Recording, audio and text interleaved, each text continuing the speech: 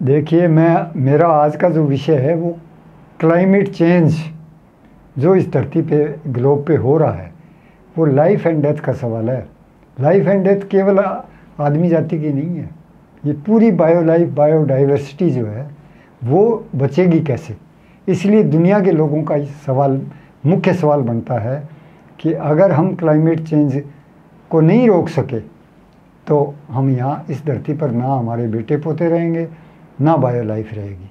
और इसका असर सबसे पहले खेती पर आएगा, खेती किसानी पर आएगा। और ये बात किसानों को समझ में आ रही है। इवन पंजाब में जहाँ भी जन आंदोलन हुए हैं, किसानों के आंदोलन हुए हैं, किसानों की यूनियनें भी अब समझने लगी हैं कि बहुत सीरियस सवाल है कि क्या हमारी खेती चलेगी, या ये खेती 5 या 10 साल तो बहुत ज़्यादा हैं, 5 साल में नष्ट होने का खतरा है पूरी तरह से क्लाइमेट चेंज का। इसलिए ये कोई मामूली बात नहीं है। दूसरा बात ये है कि जो ये समझते हैं कि इंडस्ट्री ये सारी विकसित होती रहेंगी, भाई साहब जीने के लिए क्या चाहिए आपको? जीने के लिए शुद्ध हवा चाहिए, शुद्ध पानी चाहिए, शुद्ध भोजन चाहिए, टेम्परेचर चाहिए प्रॉपर। यानी क्लाइमेट चेंज का मतलब है कि आपके पास ये चारों चीज़ नहीं है जो मजदूर को भी चाहिए, जो किसान को भी चाहिए और सारे जीव जगत को चाहिए, और वो आपके पास है नहीं। आपका विकास मार्ग जो भी दुनिया का चल रहा है, ये कह रहे हैं कि हम न्यू वर्ल्ड ऑर्डर बनाएंगे, नई विश्व व्यवस्था बनाएंगे। कहाँ बनाओगे? नरक में बनाओगे, मरोगे, कोई बचाव हो नहीं सकता। क्लाइमेट चेंज के चलते इस धरती पर जीवन नहीं बचाया जा सकता। इसलिए जो लोग ये समझ रहे हैं कि ये प्रोग्रेस हो रही है हमारी, वो गलतफहमी में है।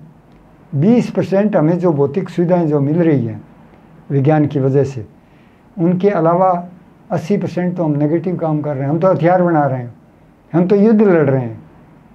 उससे हथियारों के कारखाने क्या काम करते हैं? हथियारों वो हवा खराब करते हैं, पानी खराब करते हैं, भोजन खराब करते हैं, जीवों को मारते हैं, आदमियों को मारते हैं। बोलो। और बोला हम विश्व युद्ध की तैयारी क्या कर रहे हैं? विश्व युद्ध, ये विश्व युद्ध ही है जो चल रहा है। वो क्या है? कोई राष्ट्रों का युद्ध नहीं है।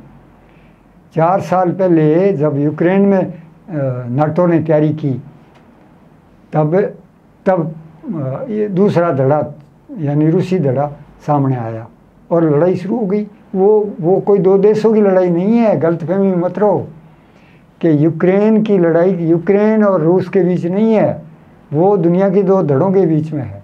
एक धड़ा नाटो और अमेरिका का है, दूसरा धड़ा रूस चीन का है। इसी तरह दूसरी लड़ाई इन्होंने गाजा में छेड़ी।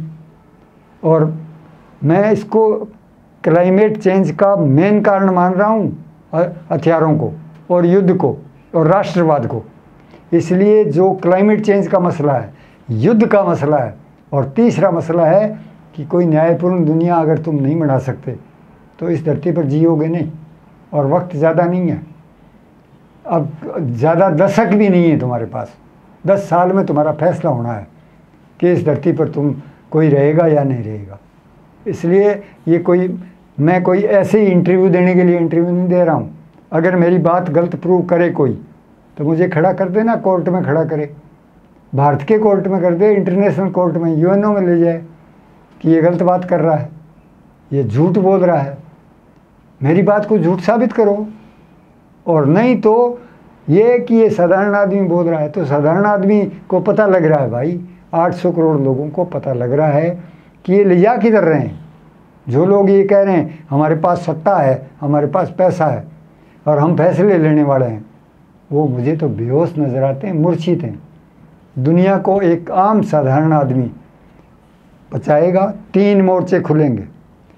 वर्ल्ड पीस का मोर्चा पूरा लोकल टू ग्लोबल, हिंदुस्तान अकेले में नहीं, ये दुनिया में होगा। और आने वाले 5 साल में होगा ये सारा। वर्ल्ड पीस के लिए ऑर्गेनाइजेशन बनेगा, क्लाइमेट चेंज को रोकने के लिए, यानी पर्यावरण बचाओ, दूसरा मोर्चा बनेगा। तीसरा मोर्चा बनेगा कि न्यायपूर्ण बनाओ दुनिया को। न्यू वर्ल्ड ऑर्डर का क्या है? अगर जस्ट वर्ल्ड नहीं बना सके, अगर न्यायिक नहीं बना सके, तो वर्ल्ड यहाँ इस धरती पे नहीं बनेगा। नरक स्वर्ग जहाँ भी कोई है कि नहीं मुझे नहीं मालूम, फिर वहाँ बनेगा, यहाँ तो नहीं बनेगा। इसलिए मैं क्लाइमेट चेंज की बात आपको जोड़ के मैंने सारी बता दी है कि ये जो क्लाइमेट चेंज है वो इसकी की है दूरी है और वर्ल्ड पीस चाबी है और न्यायपूर्ण दुनिया बनाना ज़रूरी है, तभी आप क्लाइमेट को बचा सकते हो, नहीं तो आप बचा नहीं सकते। बस धन्यवाद, मेरा ये पैगाम है। पर मेरी एक एक बात को कोई या तो चुनौती दे या स्वीकार करे और जन आंदोलन में भाग ले। धन्यवाद।